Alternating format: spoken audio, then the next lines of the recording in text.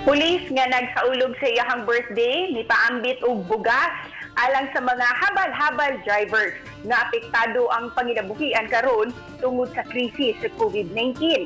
Inay sa naandang birthday party, mas gipili ni Police Major Manuel Cabanlit sa First Company PCR RFFD7 nga sa ulugon ng iyahang birthday uban sa mga nanginahanglan. Napili niya ang grupo sa mga habal-habal ug tricycle drivers nga gihatagan niya og mga relief goods. Isip pagtan-aw sa iyang kaagi, diin ang iyang amahan, driver usab sa tricycle kaniadto. Sa iyahang social media post, malipayon si Mig Cabanlit nga nakatabang ug wala usab magpaabot og baws sa iyang nahimo. Matud niya, dili gayud ibaliwala ang power of kindness. Bisan unsa gamay nga butag, basta kinasing-kasing. Kanimo Police Major Manuel Cabanlit, happy birthday ug saludo kami.